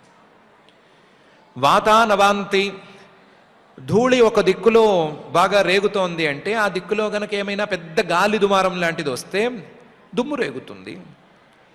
గాలి దుమారం వచ్చినట్లుగా దుమ్ము రేగుతోంది, కానీ గాలి దుమారం మాత్రం లేదు. అటువైపు నుంచి గాలులు వస్తున్నటువంటి పోకడలేమీ లేవు. వాతానవాంతి. పోని యజ్ఞశాలలో దక్షిణలు ఇవ్వటం కోసం వాటి కోసం చాలా బంగారం పెట్టారు, లేదా వచ్చిన వాళ్ళందరూ చాలా బంగారం వేసుకొచ్చారు కదా, విద్యాధర స్త్రీలు, గంధర్వ స్త్రీలు, వాళ్ళందరూ ఆ బంగారం మొత్తాన్ని దోచుకుపోవటానికి దస్యవః, బందిపోట్లు ఏమైనా అక్కడి నుంచి వస్తున్నారా? బందిపోట్లు వస్తున్నారు, వాళ్ళు వస్తున్న వేగానికి ధూళి రేగుతోంది అని అనుకుందామా? నహి సంతి దస్యవః. ప్రస్తుతం ఈ కాలంలో ఈ ప్రదేశంలో బందిపోట్లు అనేవాళ్ళు లేరు. నహి సంతి దస్యవః. ఎందుకంటే ఈ ప్రాంతానికి రాజుగా ప్రాచీన బర్హి అనే రాజుగారు ఉన్నారు. ఈయన గురించి తర్వాత వస్తుంది. ఈ ప్రాచీన బర్హి అనేటువంటి రాజుగారు తన రాజ్యంలో బందిపోటు కానీ చిల్లర దొంగ కానీ ఎవరూ లేకుండా ఎప్పుడో అణిచేశాడు. జీవతిహ ఉగ్రదండ, ఆయన ఇంకా జీవించే ఉన్నాడు. ఆయన ఉండగా దొంగ అనేవాడికి ధైర్యం అనేది ఉండదు. బందిపోటు సంగతి దేవుడు ఎరుగు, దొంగ అనేవాడికే ధైర్యం ఉండదు. ఎందుకంటే ఉగ్రదండ, ఏ దొంగతనం ఆయన ముందుకు వచ్చినా సరే, ఏ కేసు వచ్చినా సరే అనవసరమైన కాలయాపనలు చేయకుండా తొందరగా సాక్ష్యాల సంగతి తేల్చేసుకుని అక్కడికక్కడ దండన వేసేస్తున్నాడు. ఆయన వేసే దండాలు కొంచెం భయంకరంగా కూడా ఉంటున్నాయి. ఆయన దండన చేస్తుంటే దొంగతనం చేయటానికి అందరూ భయపడుతున్నారు. కాబట్టి ఈ రాజ్యంలో దొంగలు లేరు. కాబట్టి దొంగలే లేనప్పుడు బందిపోట్లు రానే రారు. కాబట్టి బందిపోట్ల ద్వారా ఈ ధూళి రేగింది అనే మాట కుదరదు. పోనీ ఎవరైనా ఆవుల్ని తోలుకుపోతున్నారా అని అంటే గావో నకాల్యంతే, ఆవుల్ని బలవంతంగా తోలుకుపోతున్న ఆనవాళ్ళేమీ కనిపించటం లేదు. ఆవుల్ని కనుక తోలుకుపోతుంటే కేవలం ధూళి మాత్రమే కాదు, ఆవుల అంబా అనే శబ్దాలు కూడా వినిపించాలి. బలవంతాన తోలుకుపోతే బాధాకరంగా వినిపించాలి, మామూలుగా తోలుకుపోతుంటే సంతోషంగా పరిగెత్తుతున్న అంబా శబ్దాలు వినిపించాలి, లేదా కాలి గజ్జలు ఇవన్నీ వినిపించాలి. అవేం వినిపించటం లేదు. గావో నకాల్యంతే. ఇవేమీ జరగకపోతే ఇదం కుతో రజః, ఈ ధూళి ఎందుకు లేచింది, ఈ దుమ్ము ఎందుకు రేగింది? లోకోధునాకెం ప్రళయాయ కల్పతే. ఇవేవి కాకపోతే లోకానికి ఏమైనా ప్రళయం అనేది మూడిందా? ఆ ప్రళయంలో వచ్చేటువంటి ధూళి ఏమైనా మనకు కనిపిస్తోందా అని అనుకోవటం మొదలుపెట్టారు. ఏవో రకరకాల ఆలోచనలు చేశారు. ఏ ఆలోచన సరిగ్గా లేదు అని వాళ్ళే తేల్చారు. ప్రతి ఆలోచన కొత్త సందేహానికి దారితీస్తోంది అని అనుకున్నారు. చివరి సందేహంగా ఇదేమన్నా ప్రళయం ఏమైనా మూడిందా అని అనుకున్నారు అని చెప్తున్నారు. వాతానవాంతి నహి సంతి దస్యవః ప్రాచీన బర్హిర్జీవతి హోగ్రదండ గావోన కాల్యంత ఇదం కుతో రజః లోకోధునా కిం ప్రళయాయ కల్పతే అనే ఈ శ్లోకంలో చూపిస్తున్నారు. ఈ లోపల కాస్త తెలివైన వాళ్ళు, ఆడవాళ్ళు, వృద్ధ స్త్రీలు వీళ్ళందరూ ఉన్న విషయం తేల్చేసుకున్నారు. ప్రసూతి మిశ్రాస్త్రియ ఉద్విగ్న చిత్తా ఊచుర్విపాకో వృజినస్యైవ తస్య యత్పశ్యంతీనాం దుహితॄణాం ప్రజేషః సుతాం అవదధ్యావనాగాం అని తేల్చారు అని మహర్షి గారు చెప్తున్నారు. వయసులో పెద్ద స్త్రీలు, తెలివిగల స్త్రీలు, ప్రసూతి మొదలైనటువంటి వాళ్ళు, ప్రసూతి మిశ్రా స్త్రియ, వీళ్ళందరూ ఉద్విగ్న చిత్తాహ, కొంచెం భయపడ్డారు. వీళ్ళు కొంచెం ఎక్స్పీరియన్స్డ్ లేడీస్ కాబట్టి ఇలాంటివి జరుగుతున్నాయి అంటే దీని వెనకాల ఎవరిదో పాపం తప్పనిసరిగా ఉంటుంది. ఎవరో పాపం చేస్తే ఆ పాపానికి ఫలితాన్ని అందుకోపోవటానికి సూచనగానే ఇలాంటివి జరుగుతాయి అని వాళ్ళు తేల్చుకున్నారు. తేల్చుకుని ఉద్విగ్న చిత్తాహ, కొంచెం ఉద్విగ్నతకు లోనయ్యారు. ఊచుహు, ఒకరికొకరు మాట్లాడుకుని ఇది పాప ఫలమే, ఆ పాపం మరెవరిదో కాదు, వృజినస్యైవ తస్య విపాకః, దక్షుడి పాపానికే ఇది ఫలితము. దక్షుడి పాపం పండబోతోంది, ఆ పండటానికి సూచనగా ఇది జరుగుతోంది. వృజినస్యైవ తస్య విపాకః అయం. అదేంటి అంత పాపం ఏం చేశాడు అంటే, యత్ పశ్యంతీనాం దుహితॄణాం ప్రజేషః సుతాం సతీం అవదధ్యౌ.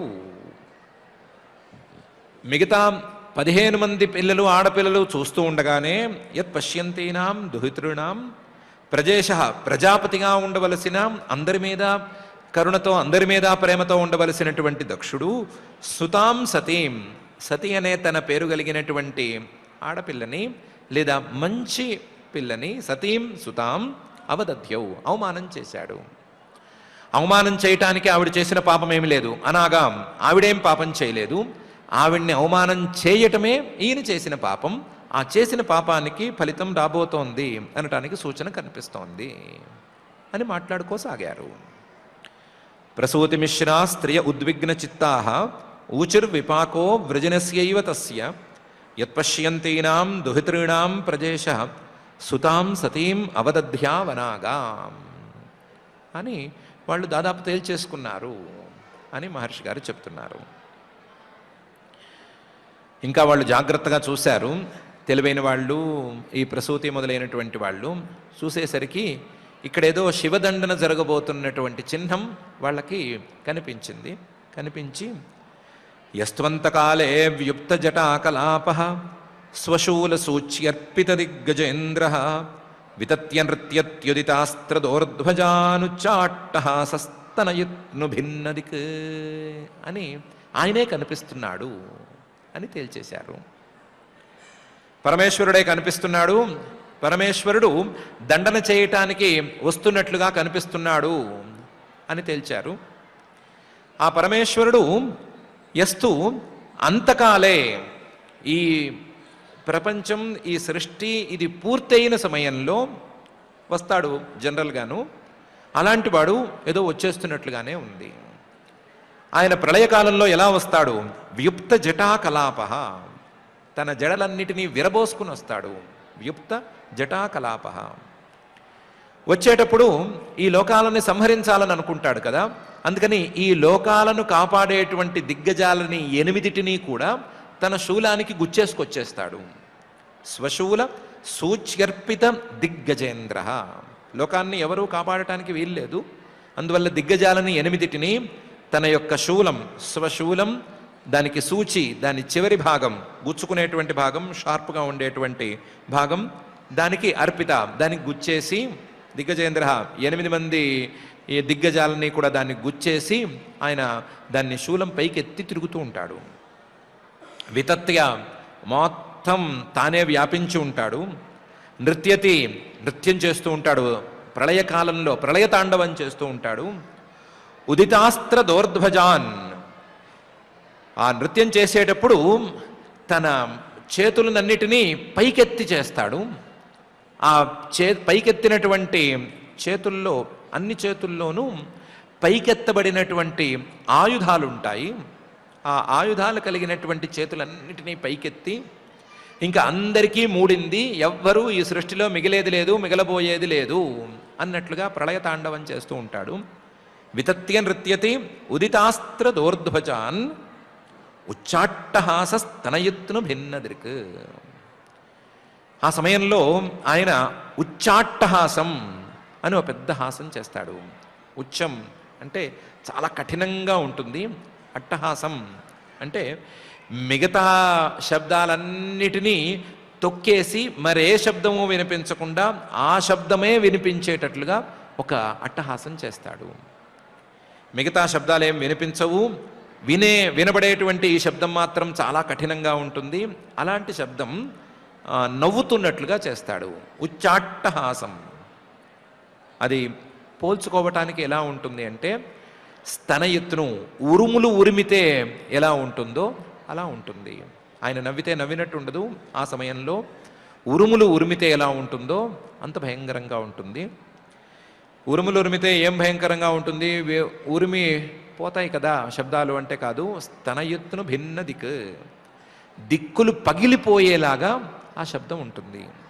ఉరుములు గట్టిగా ఉంటే దిక్కులు పిక్కటిల్లేలా అనుకుంటాం కదా, పిక్కటిల్లేలా కాదు, ఇంకోటి కాదు, దిక్కులు బద్దలైపోయేలాగా ఉరుములు ఉరిమితే ఎలా ఉంటుందో అలా ఆయన ప్రళయకాలంలో చేసేటువంటి శబ్దం ఉంటుంది. సుమారుగా ఆ శబ్దం వినవస్తోంది, సుమారుగా ఆ పోకడలు కనిపిస్తూ ఉన్నాయి. కాబట్టి ఇది పరమేశ్వరుడు దండన చేయటానికి వస్తున్న కాలంగానే నిర్ణయించుకోవచ్చు అని నిర్ణయించేశారు. యస్త్వంతకాలే వ్యుప్త జటాకలాప స్వశూల సూచ్యర్పిత దిగ్గజేంద్ర వితత్య నృత్యత్యుదితాస్త్ర దోర్ధ్వజాన్ ఉచ్చాట్టహాసస్తనయుత్ను భిన్నదృక్ అని భిన్నదిక్ అని ఈ శ్లోకంలో మహర్షి గారు చెప్తున్నారు. ఎవరైనా సరే ఎవరినైనా కదిలించచ్చు, ఎవరినైనా కెలకచ్చు, కానీ ఆ పరమేశ్వరుడి జోలికి ఎందుకు వెళ్ళాడు ఈ దక్షుడు? ఆ పరమేశ్వరుణ్ణి కదిలించి పరమేశ్వరుణ్ణి కెలికి ఎవరు బాగుపడ్డారు అని ఒకళ్ళలో ఒకళ్ళు మాట్లాడుకోవటం మొదలుపెట్టారు. అనుకున్నారు, అమర్షయత్వా తమసహ్య తేజసం మన్యుప్లుతం దుర్విషహం భృకుట్యా కరాళదంష్ట్రాభిరుదస్తభాగణం స్యాత్స్వస్తి కిం కోపయతో విధాతు అని. ఆ పరమేశ్వరుడు తం అసహ్య తేజసం, ఆ పరాక్రమాన్ని ఎవ్వరూ భరించలేరు. ఏదో ఇంట్లో కూర్చుని శివనింద చేసుకోమంటే చేసుకుంటారేమో, కానీ ఆయన వచ్చి మొడితే దెబ్బ తినలేరు, దాన్ని కాచుకోలేరు ఎవరు. అసహ్య తేజసం. అలాంటి పరమేశ్వరునికి మన్యుప్లుతం కోపం వచ్చేటట్లు చేస్తే, ఆ కోపంలో ఆయన నిండా మునిగేటట్లు చేస్తే పరిస్థితి ఏం తీవ్రంగా ఉంటుంది, ఎంత తీవ్రంగా ఉంటుంది. అసహ్య తేజసం మన్యుప్లుతం. అలాంటి కోపం వచ్చిన వాణ్ణి మళ్ళీ అమర్షయిత్వ, ఇంకా కోపం వచ్చేటట్లు చేస్తే, అంటే ముందే నింద చేసి కోపం వచ్చేటట్లు చేసి, ఆ కోపం వచ్చిన వాడికి మళ్ళీ ఆయన భార్య ప్రాణత్యాగం చేసే పరిస్థితులను కల్పించేటట్లు కోపం ఇంకా ఎక్కువ వచ్చేటట్లు చేసేస్తే పరిస్థితి దాటిపోయినట్లే కదా. ఆయన ఒక్కసారి దుర్విషహం భృకుట్యా, కనుబొమ్మలు ముడి వేశాడు అంటే, ఆయన కనుబొమ్మలు ముడివేసినటువంటి పరిస్థితి ఉంటుంది కదా, ఆ పరిస్థితిని ఎవరూ చూడలేరు. దుర్విషహం చాలా భయంకరంగా ఉంటుంది. ఆయనకు కోపం వచ్చి కనుబొమ్మలు ముడివేశాడు అంటే అయిపోయింది అని అనుకోవాలి. దానికి తోడు ఆయనకి కోపం వచ్చినప్పుడు ఒక వికటాట్టహాసం చేస్తాడు. చేసినప్పుడు ఆయన పళ్ళు బయటపడతాయి. బయటపడ్డప్పుడు కరాళ దంష్ట్రాభిరుదస్త భాగణం, ఆయన కోరపళ్ళు ప్రళయకాలంలో బయటికి వచ్చే, కోపకాలంలో బయటికి కనిపించేటువంటి కోరపళ్ళు కనిపించినాయా? ఆ కోరపళ్ళు నక్షత్రాల వెలుగులను కూడా దాటిపోయి వాటికంటే ఇంకా ఎక్కువ స్థాయి వెలుగులను ప్రదర్శించినాయా? అక్కడికి మ్యాటర్ క్లోజ్ అయిపోయినట్లే. ఎంత క్లోజ్ అయిపోయినట్టే అంటే, స్యాస్వస్తికిం, ఇలా కోపం తెప్పించిన వాడికి, అమర్షయిత్వ మన్యుప్లుతం, కోపంతో నిండినా మళ్ళీ ఇంకా కోపం తెప్పించిన వాడికి స్వస్తి, మంచి అనేది జరిగేందుకు ఛాన్స్ ఉందా? కిం కోపయతో విధాతు, కోపం తెప్పించినటువంటి ఈ దక్ష ప్రజాపతి గారికి ఇక మంచి అనేది జరుగుతుందా అంటే జరగదు అని తేల్చారు. ఎందుకంటే ఇంత కోపమే గనక ఆయనకి తెప్పిస్తే, పరమేశ్వరుడికి తెప్పిస్తే, స్యాత్ స్వస్తి కిం కోపయతో విధాతు, బ్రహ్మగారికైనా సరే మంచేమీ జరగదు. పరమేశ్వరుడికి కోపం తెప్పిస్తే బ్రహ్మగారికే మూడినట్టు అయిపోతుంది. కాబట్టి బ్రహ్మగారే ఆయన కోపాన్ని తట్టుకోలేడు అని అనుకుంటే ఈ దక్ష ప్రజాపతి అనేవాడు ఎంత, ఈయనకి మూడింది అని తేల్చారు. అమర్షయిత్వా తం అసహ్య తేజసం మన్యుప్లుతం దుర్విషహం భృకుట్య కరాళ దంష్ట్రాభిరుదస్త భాగణం స్యాత్ స్వస్తి కిం కోపయతో విధాతు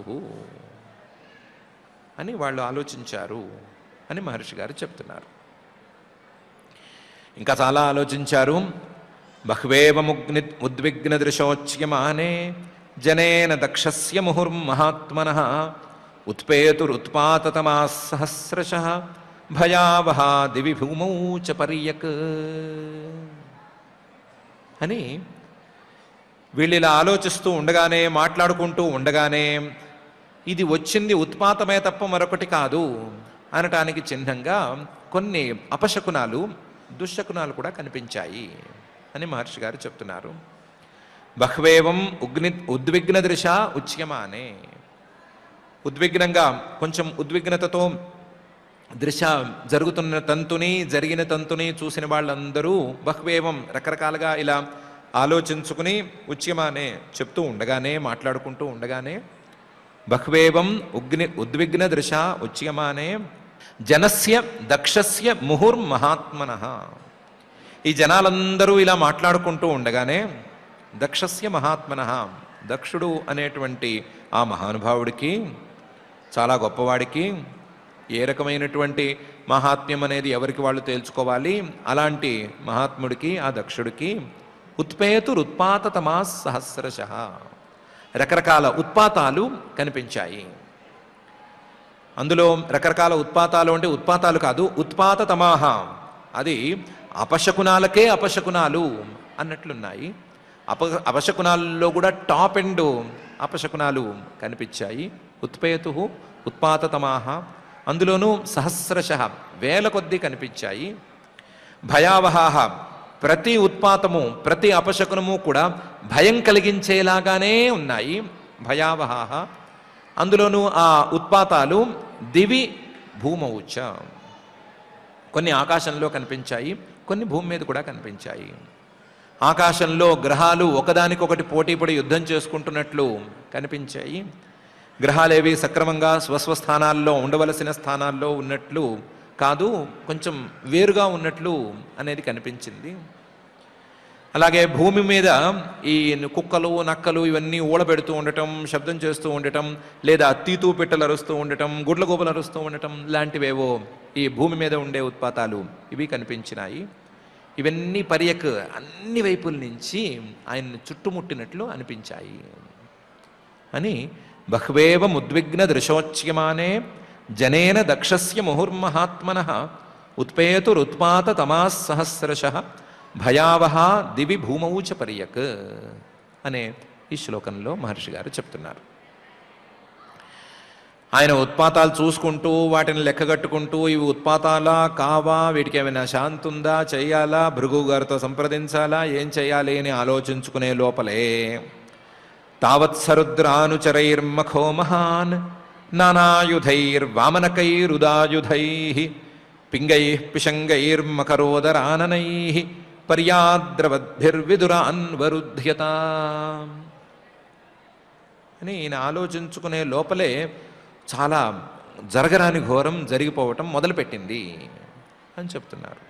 తావత్, ఈయన ఆలోచించుకునే లోపలే సహా మహాన్మఖ, ఆ చెప్పుకోవడానికి సోకాల్డ్ గొప్ప యజ్ఞం, ఈశ్వరుడు లేనటువంటి ఈశ్వరుణ్ణి ఇన్సల్ట్ చేయటానికి మొదలుపెట్టినటువంటి ఆ సోకాల్డ్ యజ్ఞం మొత్తం రుద్రానుచరైరన్వరుధ్యత, రుద్రానుచరులతో నిండిపోయింది.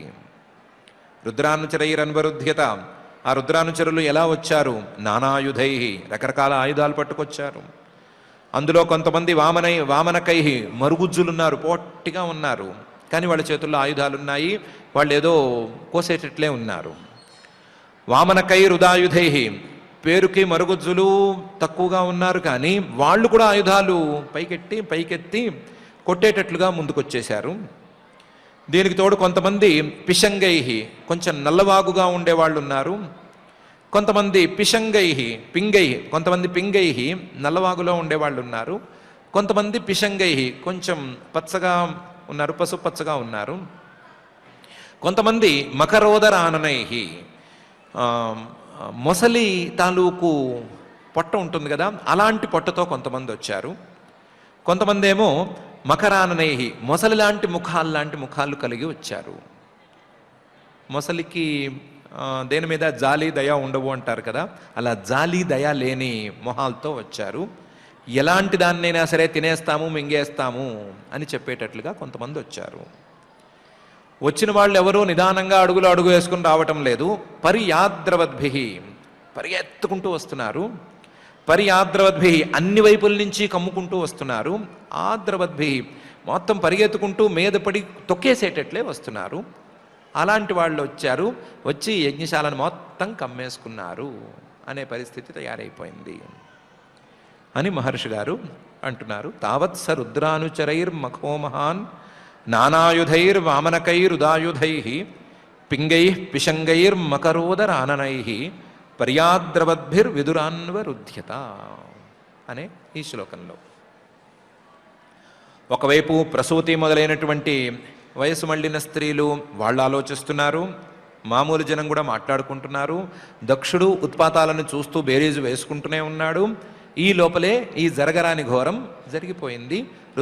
రుద్రానుచరులు వచ్చి మొత్తం యజ్ఞశాలని కమ్మేసుకున్నారు అని చెప్తున్నారు.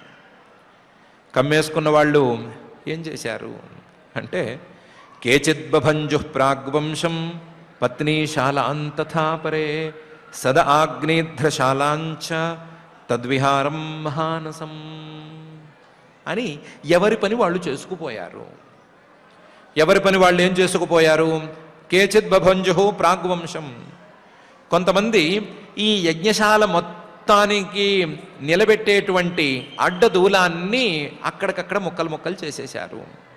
యజ్ఞశాల యొక్క పూర్వ దిక్కు నుంచి పశ్చిమ దిక్కు వరకు నిలబెట్టేటువంటి, శాల మొత్తాన్ని నిలబెట్టేటువంటి అడ్డదూలం ఒకటి ఉంటుంది ప్రాగ్వంశం అనే పేరుతో, దాన్ని మొదలు విరగొట్టారు. కేచిత్ భవంజు ప్రాగ్వంశం. కొంతమంది వీళ్ళు ఈ పని చేస్తూ ఉండగానే పైకెక్కి ఆ దూలాన్ని విరగొడుతూ ఉండగానే పత్నీశాలాం తథాపరే, ఈ యజ్ఞశాలకి పశ్చిమ భాగంలో యజమాన పత్ని, అలాగే స్త్రీలు, యజమానుడు వీళ్ళందరూ కూర్చోవటానికి చిన్న శాల ఉంటుంది, పత్నీశాల అని పేరు. కొంచెం రహస్యంగా ఉండవలసి వస్తుంది. రహస్యంగా ఉండవలసి వచ్చినప్పుడు పత్ని కూర్చునేటువంటి స్థానం, యజమానుడు కాస్త విశ్రాంతిగా కూర్చునేటువంటి స్థానం, ఆ స్థానాన్ని కొంతమంది పాడు చేసేశారు. పత్నీశాలాం తథాపరే. ఇంకొంతమంది సదో మండపం అని ఒక మండపం ఉంటుంది. ఆ సదో మంటపంలోనే ప్రధానమైన ఋత్విక్కులందరూ కూర్చుని వారు చెప్పవలసినటువంటి మంత్రాలు, స్తుతాలు, శస్త్రాలు ఇవన్నీ చెప్పాలి. ఆ సదో మంటపాన్ని పగలగొట్టేసేసారు, ఆ సదో మంటపాన్ని పాడు చేసేసారు. ఈ సదో మండపం ఇంతకుముందు మనం చెప్పుకున్నటువంటి ఈ గార్హపత్యము, దక్షిణాగ్ని, ఆహవనీయం అనే ప్రాంతానికి కొంచెం ముందుంటుంది సదహ. ఈ సదహ తరువాత ఈ సోమద్రవ్యాలను పెట్టుకునేటువంటి హవిర్ధాని మండపం అనేది ఉంటుంది. దాని పక్కన ఉండేటువంటి ఆగ్నేధ్రశాల, దానికి ఉత్తర దిక్కులో ఉండేటువంటి ఆగ్నేధ్రశాల, ఆ ఆగ్నేధ్రశాలని ఈ రెండిటిని కొంతమంది పాడు చేశారు. ఆగ్నేధ్రశాలాంచ, ఈ హవిస్సులు సోమరసం అవి ఉండేటువంటి ప్రాంతాన్ని, ఆగ్నేధ్రశాలని కొంతమంది పాడు చేశారు. కొంతమంది ఇలా కాదు, మనం దక్షుడు యొక్క ఇంటి మీదకు పడాలి అని తద్విహారం, మిగతా యజ్ఞశాలను పాడు చేసేసి దక్షుడి ఇంటిని కూడా పాడు చేసేశారు. మహానసం, కొంతమంది ఈ యజ్ఞంలో భోజనాలను, వచ్చిన వాళ్ళకి భోజనాలు పెట్టడానికి కట్టినటువంటి వంటిల్లు ఉంటే ఆ వంటిల్ని కూడా మొత్తం పాడు చేసేశారు. అంతా పాడు చేసేటువంటి దీంట్లోనే వచ్చారు, అదే పని చేసేశారు. కేచిత్ భవంజు ప్రాగ్వంశం పత్నీశాలాన్ తథా పరే సద ఆగ్నేధ్రశాలాంచ తద్విహారం మహానసం అని మహర్షి గారు ఎవరికి వారు వాళ్లకు తోచిన వాళ్లకు అందినటువంటి ప్రాంతాన్ని యజ్ఞంలో పాడు చేసేశారు అని చెప్తున్నారు. దానికి తోడు కొంతమంది రురుజురు యజ్ఞపాత్రాణి తథైకేగ్నీననాశయన్ కుండేష్వమూత్రయన్ కేచిత్ బిభిదుర్వేది మేఖలా అని ఇంకా ఘోరమైన పనులు చేశారు. రురుజురు యజ్ఞపాత్రాణి ఆ యజ్ఞంలో ఉపయోగించేటువంటి పాత్రలు ఇంతకుముందు మనం చెప్పుకున్నాము. మృద్దార్ వయస్ సువర్ణ ఇవన్నీ ఉంటాయని, మట్టితో చేసినవి, చెక్కతో చేసినవి, అలాగే అయోమయం అంటే ఇనుముతో చేసినవి, ఇవన్నీ రకరకాల యజ్ఞపాత్రలు ఉంటాయనుకున్నాం కదా. వాటన్నిటినీ ముక్కలు ముక్కల కింద చేసేసారు. రురుజురు యజ్ఞపాత్రాన్ని వాటన్నిటిని నలిపేశారు. ఇంకా ఏమీ యజ్ఞం పైకి సాగటానికి వీలే లేదు. ఇంకొంతమంది యజ్ఞం అసలు పైకి సాగటానికి వీలు లేకుండా తథా ఏకే అగ్నిననాశయన్ అగ్నులన్నిటినీ ఎక్కడెక్కడ ఉండేటువంటి అగ్నులన్నిటినీ చల్లార్చేసేసారు. అగ్నులు ఇందాక చెప్పుకున్న దక్షిణాగ్నిలోను, గార్హపత్యంలోను, ఆహవనీయంలోను, ముందు ఆగ్నేధ్రంలోను అక్కడ చాలా చోట్ల ఉంటాయి. వాటన్నిటినీ ముందు చల్లార్చేసేసారు.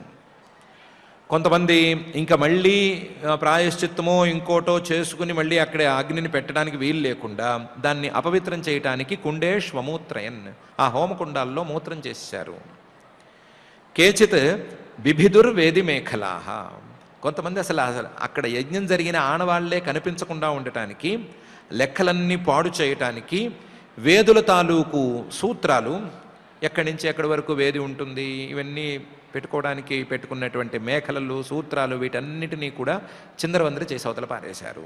బిభిదుర్ వేది మేఖలాహ అక్కడ కట్టిన వేదికల్ని వాటన్నిటినీ కూలదోసేశారు. కూలదోసి లెక్క కోసం పెట్టుకున్నటువంటి సూత్రాలని, మేఖలల్ని వీటన్నిటినీ కూడా చిందరవందర చేసి మొత్తం పాడు చేసేశారు అని రురుజుర్ యజ్ఞపాత్రాణి తథైకేగ్ని ననాశయన్ కుండేష్వమూత్రయన్ కేచిత్ బిభిదుర్వేది మేఖలాహ అనే శ్లోకంలో మహర్షి గారు చెప్తున్నారు. కొంతమంది అబాధంత మునీనన్యే ఏకే పత్నీరతర్జయన్ అపరే జగృహృదేవాన్ ప్రత్యాసన్నాన్ పలాయితాన్ అని ఇంకా చేశారు అని చెప్తున్నారు. అబాధంత మునీనన్యే అక్కడ చేరిన ప్రోదక్ష గ్యాంగ్లో ఉండేటువంటి మునులందరినీ కూడా అబాధంతా పట్టి పట్టి ఏడిపించారు. ప్రతి వాళ్ళని కొట్టారు అనటానికి ఏమీ లేదు, కానీ మాటలతో వేధించారు. ఎందుకు వచ్చారు మీరు, మీకేం పని ఇక్కడ అని గట్టిగా వేధించారు. దానికో తోడు ఇంకొంతమంది చేరి ఈ ముని పత్నులను పట్టుకుని ఏకే పత్ని రతర్జయన్ గట్టిగా బెదిరించారు. ఏం మీకు బుద్ధి లేదా, మీ భర్తలకి చెప్పక్కర్లేదా, ఇలాంటి యాగానికి రాకూడదు, వస్తే ఇదే పర్యవసానం అని మీకు బుద్ధి లేదా అని గట్టిగా తిట్టిపోశారు. పత్నుల్ని తిట్టిపోశారు, మునుల్ని గట్టిగా గద్దించారు. అపరే జగృహృదేవాన్ ప్రత్యాసన్నాన్ పలాయితాన్ ఇంతకుముందు హీరోలుగా చలామణైన రుభువులనే దేవతలు ఉన్నారు కదా, వాళ్ళ మీద కొంతమంది పడ్డారు. ఇందాక మీరు బలంగా ఉండి మా వాళ్ళని తోలారు కదా, ఇప్పుడు పట్టుకుంటున్నాం, ఏం చేసుకుంటారో చూసుకోండి అని వాళ్ళని పట్టుకున్నారు. ఆ పట్టుకునేటప్పుడు కొంతమంది ప్రత్యాసన్నాన్ పారిపోవడం అనవసరం, వీళ్ళ బలం ముందు మనం పారిపోతే దొరకటము మన కాళ్ళకి నొప్పి తప్ప మిగిలేదేం లేదు అని అక్కడే ఉండిపోయారు. కొంతమందే బతికుంటే బలుసాకు ఎరుకు తినచ్చు అనుకున్నట్టుగా పలాయితాన్ పారిపోయారు. అక్కడే ఉన్న వాళ్ళని కూడా జాలి తలవకుండా పట్టుకున్నారు. పలాయితాన్ పారిపోతున్న వాళ్ళని కూడా జాలి తలవకుండా జగృహృదేవాన్ ఆ రుభువులు అనేటువంటి దేవతలని, వేల కొద్దీ ఉండేటువంటి దేవతలని పట్టేసుకున్నారు. దేవతల్ని పట్టుకోవడం ద్వారా యజ్ఞం పైకి వెళ్లకుండా చేశారు. ఆ యజ్ఞాన్ని నడిపించేటువంటి మునువుల్ని పట్టుకుని భార్యలతో సహా బెదిరించారు.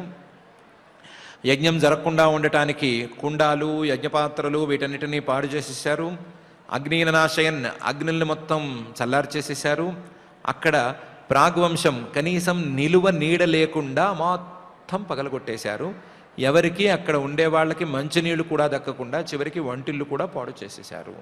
అక్కడ నిలువ నీడ లేదు, తాగడానికి మంచినీళ్లు లేవు, యజ్ఞం జరగటానికి వేదికలు లేవు, హోమకుండాలు లేవు, అగ్నులు లేవు, యజ్ఞపాత్రలు లేవు, యజ్ఞం చేయించడానికి మునులు భయపడుతున్నారు, దేవతలు కూడా ఆ యజ్ఞంలో భాగాలను తీసుకోవటానికి భయపడే పరిస్థితుల్లో ఉన్నారు అనే తీరులో ఆ యజ్ఞాన్ని పాడు చేశారు అని మహర్షి గారు ఇంతవరకు చెప్పుకుంటూ వస్తున్నారు.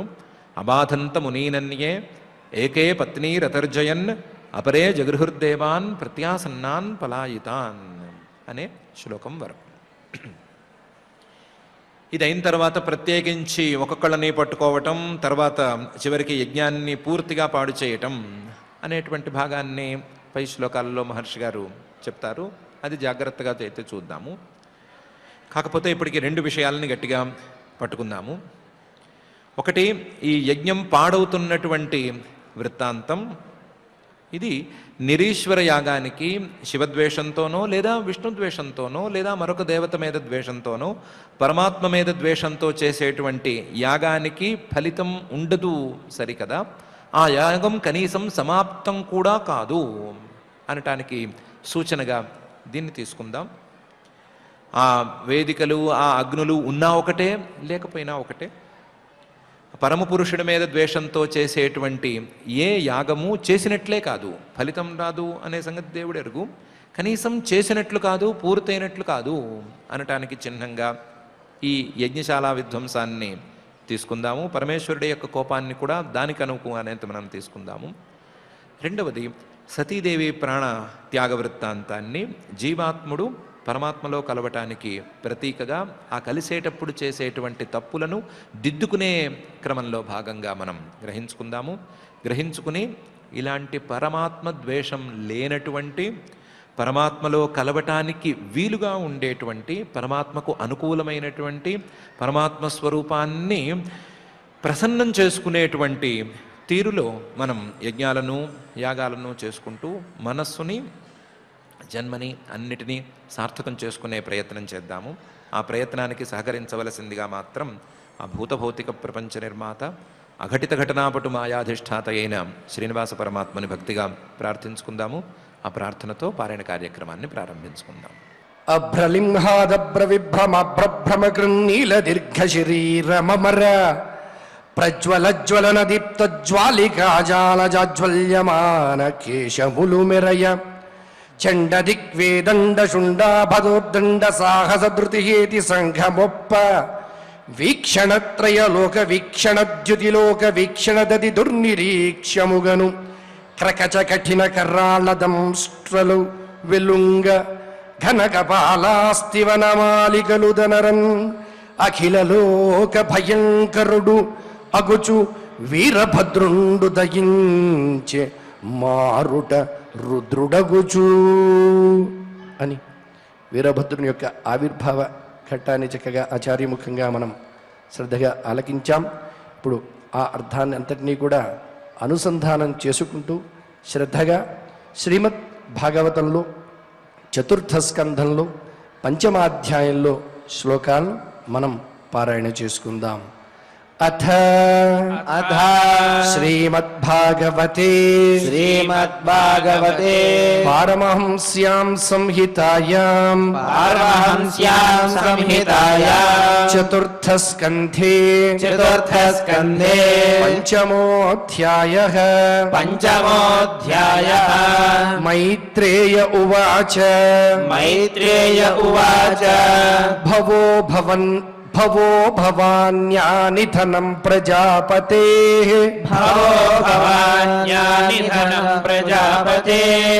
అసత్కృతాయ అవగమ్య నారదాత్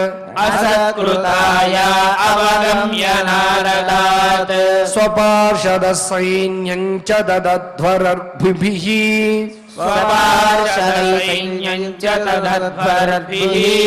విద్రావితం క్రోధమపారమాదధే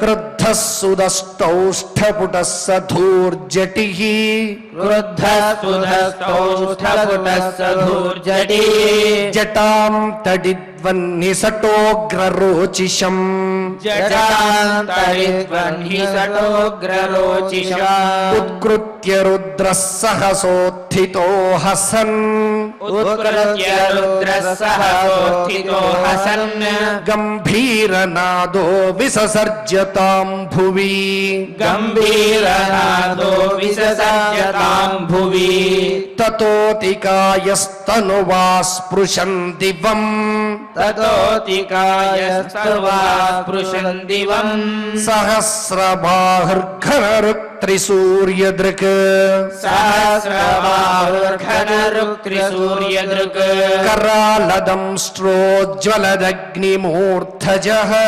करालदंष्ट्रोज्ज्वलदग्निमूर्धजः कपालमाली विविधोद्यतायुधः कपालमाली विविधोद्यतायुधः तं किं करोमीति गृह्णन्तमाह तं किं करोमीति गृह्णन्तमाह बद्धाञ्जलिं भगवान् भूतनाथः बद्धाञ्जलिं भगवान् भूतनाथः दक्षं सयज्ञं जहिमद्भटानां दक्षं सयज्ञं जहिमद्भटानां त्वमग्रणीरुद्रभटां शको मे त्वमग्रणी रुद्रभटांशको मे आज्ञप्त एवं कुपितेन मन्युना आज्ञप्त एवं कुपितेन मन्युना सदेव देवं परिचक्रमे विभुम्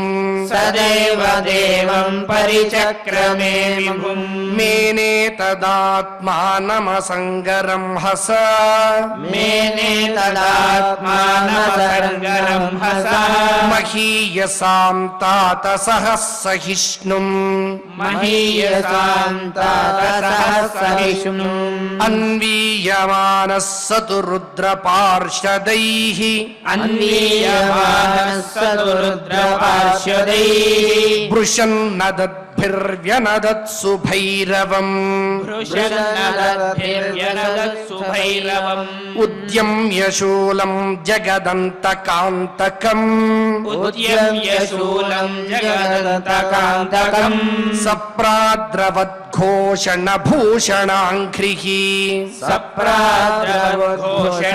सप्राद्रवद्घोषणभूषणाङ्घ्रिः अथ त्विजो यजमानः सदस्याः अथ त्विजो यजमानः सदस्याः ककुद्भ्युदीच्यां प्रसमीक्ष्य रेणुम् ककुद्भ्युदीच्यां प्रसमीक्ष्य रेणुम् तमः किमेतत् कुत एतद्रजोऽभूत् तमः किमेतत् कुत एतद्रजो भूत् इति द्विजपत्न्यश्च दध्युः इति द्विजपत्न्यश्च दद्युः वातानवान्ति न हि सन्ति दस्यवः वातानवान्ति न हि सन्ति दस्यवः प्राचीनबर्हिर्जीवति होग्रदण्डः प्राचीनबर्हिर्जीवति होग्रदण्डः गावो न काल्यान्त इदं कुतो रजो गावो न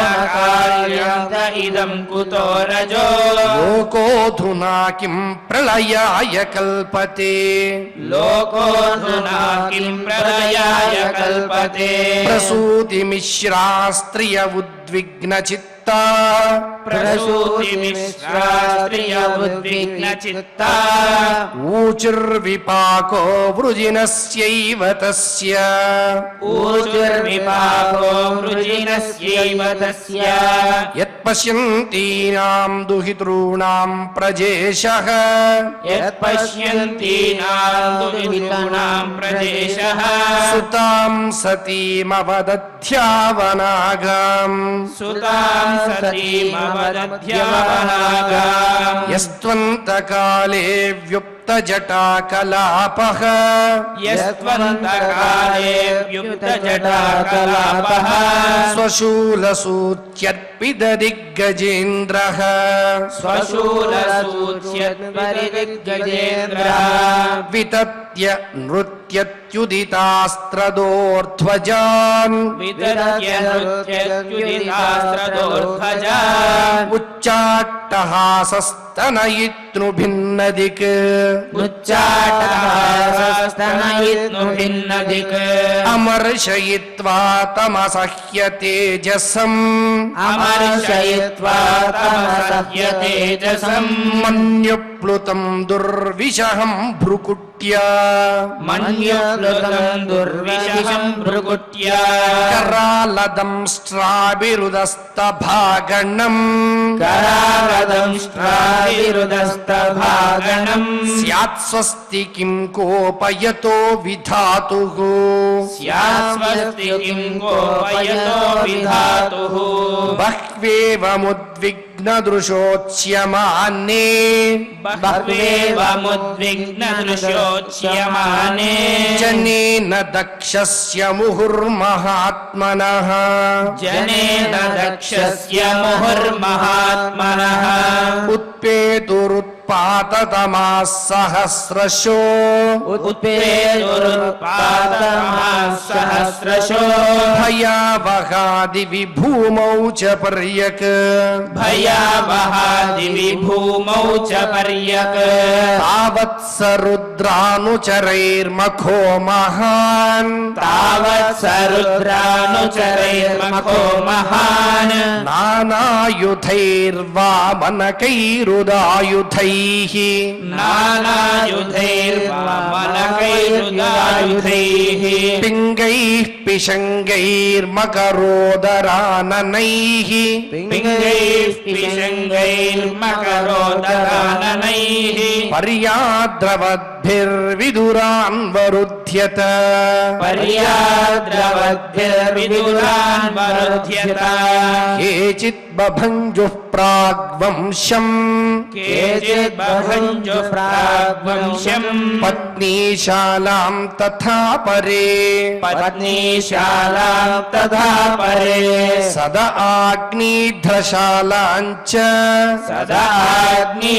సదాగ్నిధ్రశాలాంచ తద్విహారం మహానసం తద్విహారం మహానసం రురుజుర్యజ్ఞపాత్రాణి రుజుర్యజ్ఞపాత్రాణి తథైకేగ్నీన నాశయన్ తదైకేగ్నీన నాశయన్ కుండేష్వమూత్రయన్ కేచిత్ కుండేష్వమూత్రయన్ కేచిత్ బిభిదుర్వేది మేఖలాః విభిదుర్వేది మేఖలాః అబాధంతమునీనన్యే అబాధంతమునీనన్యే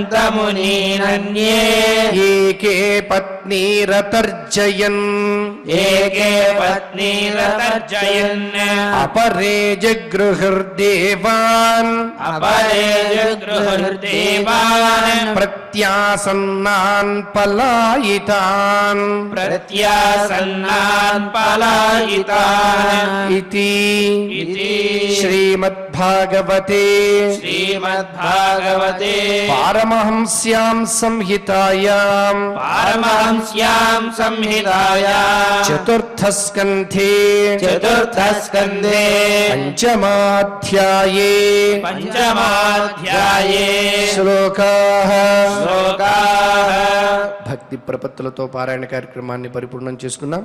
ఇప్పుడు అందరం కూడా క్షమాప్రార్థన శ్లోకం దగ్గర నుంచి మంగళాంత శ్లోకం వరకు పఠించి మంగళాంతంగా నేటి అధ్యయన కార్యక్రమానికి పరిసమాప్తిని పలుకుదాం. అథ క్షమా ప్రార్థనా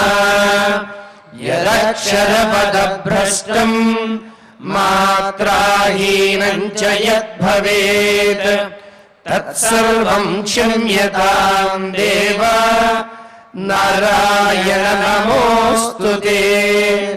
అథ భగవత్సమర్పణం కాయేన వాచా మనసేంద్రియైర్వా బుద్ధ్యాత్మనా వా ప్రకృతే స్వభావాత్ కరోమి యద్యత్ సకలం పరస్మై నారాయణాయేతి సమర్పయామి.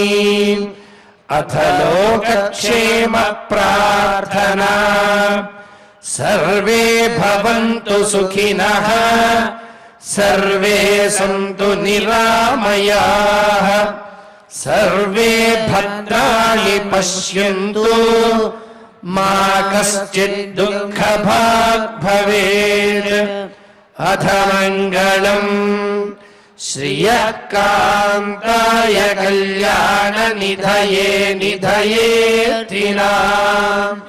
श्रीवेङ्कटनिवासाय श्रीनिवासाय मङ्गलम्।